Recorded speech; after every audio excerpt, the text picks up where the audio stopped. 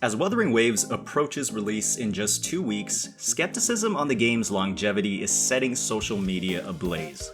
Many cite the failure of Tower of Fantasy to live up to its reputation as the Genshin killer when it originally released in August 22 as the reason for why Wuthering Waves will meet the same fate. As the second game to potentially don the title of Genshin killer, this skepticism seems reasonable at first glance, and it's easy to write off Wuthering Waves as just another failed competitor based off historical precedent. My name is Saint Tatis, and I'm here to talk about how misleading this reasoning is. If you haven't already, please hit that like and subscribe button. Those doom posting Wuthering Waves comparing it to Tower of Fantasy are simply uninformed. They have likely not played both games or really have seen gameplay of both games. The two have stark contrasts in almost all of their systems. The main similarity between WuWa and TOF, ironically, is their combat. TOF employs a timing-based dodge mechanic that briefly freezes time as the main skill check in combat, along with aerial maneuvers. This is naturally a step up from Genshin, but a step below the parry and dodge mechanics present in Wuthering Waves. The similarities, honestly, end here. Tower of Fantasy was incredibly popular on release. Marketing the game as the Genshin killer yielded some amazing returns on initial player acquisition. Retention, on the other hand, was where Hata, the developer, fell short. The reasons for TOF's awful player retention can be broken down into 3 buckets: gameplay and character design, questionable progression, and a lack of experience. Tower of Fantasy is first and foremost an MMORPG. Players share the overworld's resources and mobs. This can lead to some undeniably cool impromptu co-op moments, but also moments of frustration when you have materials poached right under your nose. This design, however, completely falls apart as you enter any hyperpopulated situation, like a world boss. This is not playable on mobile, and hardly playable on PC. This naturally turns that timing-based dodge mechanic more into an RNG one, where you're not really sure how or why you're even activating it. Wuthering Waves doesn't have these performance issues. Each player has their own world with a capability for co-op, much like Genshin, allowing those timing-based mechanics to shine. The overly ambitious approach of Hata devs to innovate in the Gacha action RPG genre unfortunately turned many off to the game, with combat creating frustration instead of fun. TOF's SSR characters had questionable story implementation, with either abrupt placement into the main story quest or standalone side quests unlocked after progressing enough in the main story. They were not really related to the plot at all. The initial SR characters, on the other hand, had absolutely no mention in the story aside from functioning mechanically in the very first gacha pool. While future limited characters had far more story relevance, many players like myself didn't play long enough to experience this improvement due to disengagement with the game. It was too little, too late. We can clearly see from the most recent WuWa closed beta tests that characters, even the SR ones, play a huge role in the progression of the main story quest from the very first minute of the game.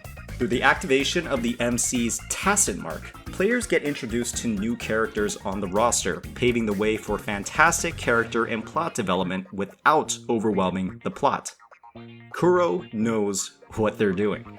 They've been doing it for years. Which leads us into our next point regarding TOF's player retention: lack of experience. The developer for TOF, Hata Games, does not have any other published games. This means that TOF was their first entry into not just the gacha genre, not just the MMORPG genre, but rather the whole video game industry. Kuro Games, on the other hand, has developed in the gacha space for over 7 years, with their release of Twin Tail Battleground in 2016 and Punishing Gray Raven in 2019. They are a company with a track record of success in the gacha space, a genre where high-quality character design and story implementation is almost mandatory to drive banner sales. This is their 3rd game, with over a half-decade of experience selling characters, designing lore, and driving replayability. Wuthering Waves is their highest budget project so far, with the scope and graphical fidelity to match. Does it make any sense at all, developer or publisher-wise, to compare them to Hata? Hata's lack of experience directly led into their failure in designing satisfying progression and gameplay loops. Non-story activities within TOF consisted of several activities, with the first considering that it's an open world game as exploration. Exploration in TOF came with plenty of new gadgets to streamline the exploration of the world, but many unlockables in the game were time-gated. You could have 3 chests in the same general area, but one of them would be time-gated for 12, 24, or even 48 hours. This is unnecessary backtracking. This is inconvenient for the player, and it is undeniably frustrating. You can see the developers' intentions though, dry daily logins and player mindshare, but this is one of the worst implementations of recurring gameplay the gacha scene has had to date. Wuthering Waves has no restrictions on this exploration and continues the quality of life updates within the genre, specifically vertical exploration, which plays more like Assassin's Creed style parkour than Genshin Impact. Kuro has heard and understood its audience. Forced periods of slow-paced or drip-fed gameplay in a normally fast-paced, action-oriented genre is not satisfying to players. Kuro implemented a fantastic way to promote backtracking for players instead, the ability to farm equipment from overworld monsters and streamline exploration with one of the biggest aspects of the gacha genre, character building. Beyond exploration, character progression and endgame were other areas where Hata made serious blunders. Gear in Tower of Fantasy was condensed into one set of equipment for the main character, who would then be able to equip 3 characters or weapons and switch between them in combat. This equipment was color-coded by rarity with a random distribution of substats. It greatly simplifies gearing but limits build diversity and character composition. It's an uninspired gear treadmill that is not particularly fun to progress. The second form of gear progression is in the form of matrices. These are character-specific, gacha-only equipment that has a 2-piece and a 4-piece set bonus. With 4 potential pieces to pull and the potential for dupes, this is incredibly consumer unfriendly for people looking to unlock the full potential of their characters. Wuthering Waves, on the other hand, launches with one of the most innovative gear systems the genre has ever seen, with echoes. Echoes are equipment with varying costs to slot into a loadout. Each echo has up to 2 elements or stat bonuses that, when combined with another echo with the similar stat bonus, will give either a 2 or 5-piece bonus to the equipped character, with an echo loadout for each unique character. Let's not forget that these echoes can be activated in battle for a unique skill from the monster's moveset. The only other gacha Wuthering Waves has from its CBT beyond the characters is the weapon gacha. This banner is fully guaranteed and is one of the most consumer-friendly practices we have seen in this space. Tower of Fantasy, released in 2022, took a massive step back in gearing and character building relative to Genshin Impact. Many of its systems, specifically its equipment gacha, take inspiration from aged titles like Honkai Impact 3. Wuthering Waves, on the other hand, caters to players in its gacha with the most unique implementation and consumer-friendly implementation of equipment to date.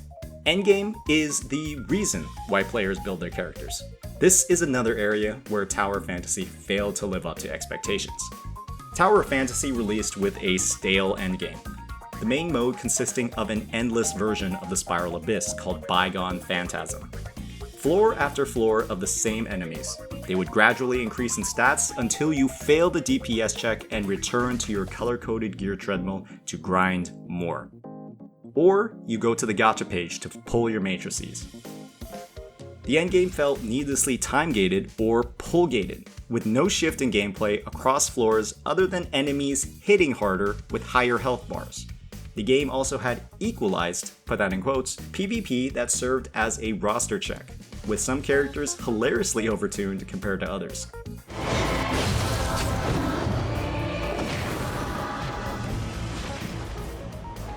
Wuthering Waves has confirmed many endgame activities on release. These include a Spiral Abyss mode, a roguelike simulated universe mode, and a nightmare or hologram boss fights. Kuro intends to ramp up the difficulty in these game modes relative to the overworld and provide players a fantastic playground to run with their hard-earned echoes and builds. With skillful play, there's even potential to clear content that you really shouldn't be ready for yet. These game modes emphasize replayability, with upgraded movesets for the bosses, unique tier rewards, and a genuine feeling of accomplishment after it's all over. Writing off Wuthering Waves as just another failed game because of TOF's trajectory is easy when you have a surface-level view of why TOF failed in the first place. These games are wildly different in scope, progression, and storytelling. The main critiques towards TOF, which are focused on its technical performance, endgame, and character development, are not applicable to Wuthering Waves, even in its current pre-release state. The main critiques for Wuthering Waves begin with its setting. With only version 1.0 releasing in 2 weeks, players have to keep in mind that the game can only get larger from here. A clearly defined setting is extremely hard to convey when only a small portion of your game's full vision is developed. Genshin has had almost half a decade to develop its setting. Does it make any sense to draw conclusions on Wuthering Waves before it's even released? The next major critique focuses on its ecosystem. The grind to acquire and upgrade this equipment was rough in CBT2. Kuro has already committed to improvements that include alternative acquisition methods, the equivalent of a strongbox from Genshin, resource recycling, and easier substat rolling. Kuro listens to its players and actively implements feedback. Can you say the same for other developers in this space? Kuro has shown both a willingness to implement player feedback and a fast turnaround time on those changes. The final harsh critique for Wuthering Waves was focused on its lack of polish and voice acting in the previous closed beta test. These development struggles were caused by Hoyoverse themselves. It's a bit too much to get into for the rest of this video, but the link will be available right in the description. This is a developer that understands their competition. They've had years to learn from the shortcomings in the Gacha action RPG genre and understand the features that players want. This game is going to be amazing.